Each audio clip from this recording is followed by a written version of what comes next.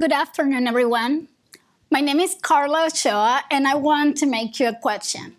How many of you, upon leaving the Penn bookstore or the ICA, have walked past this culture and just perceive it as part of the campus landscape? We see it every day, but do we truly recognize it as a vital piece of the University of Pennsylvania art collection?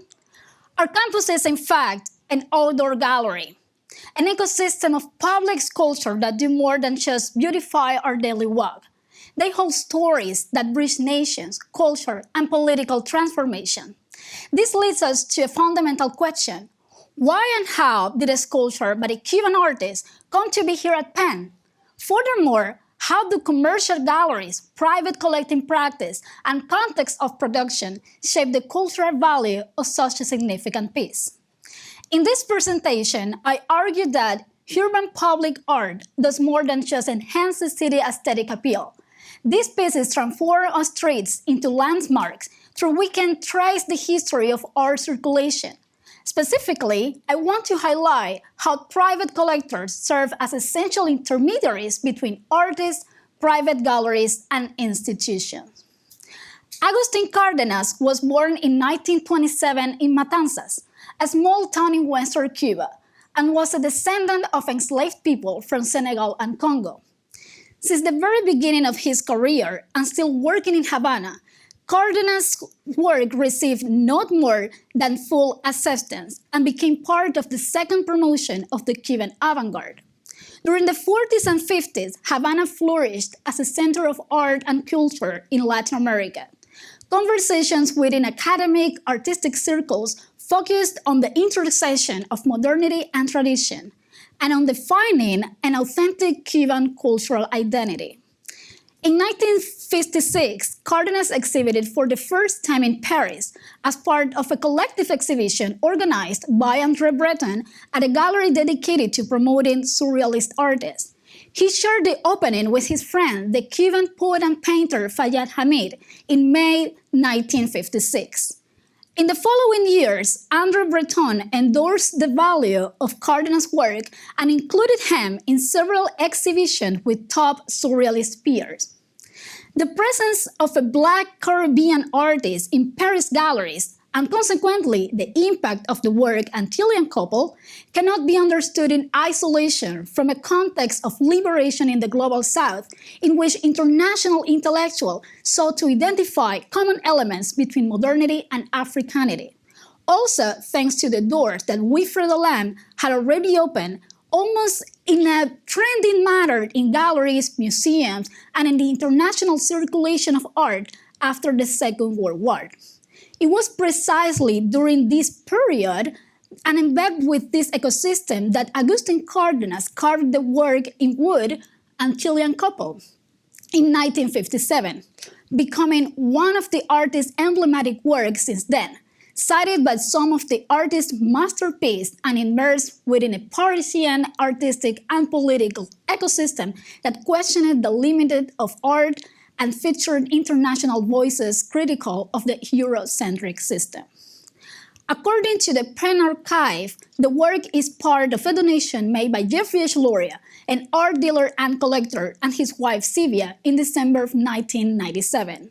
As part of the acquisition by gift process, the university commissioned a conservation analysis and report of the work from Wilson's Art Conservations, along with an appraisal.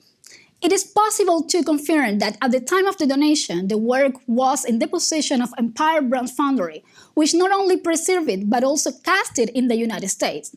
According to Traceable Archive, this foundry was responsible for casting this entire edition of 4 works, as well as an artist proof, which Loria sold to a private collection in that same year.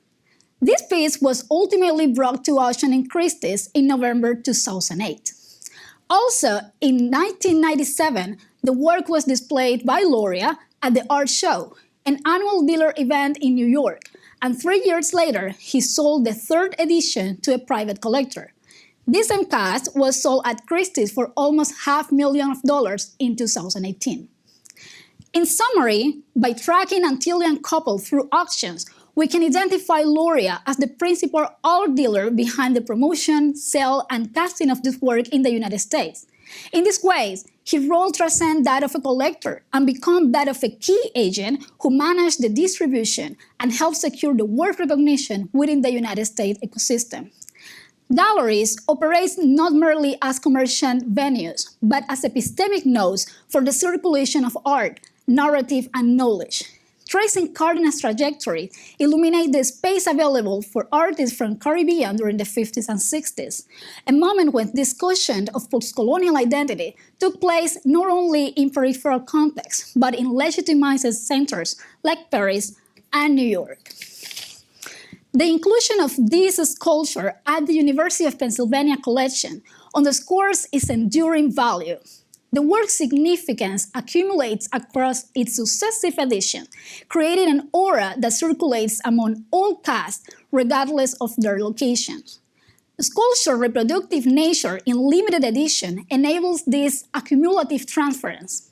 When one of the editions is showcased at the Pompidou Museum in Paris or sold at Sotheby's, the visibility and market validation increase the value of all casts simultaneously, no matter where they are.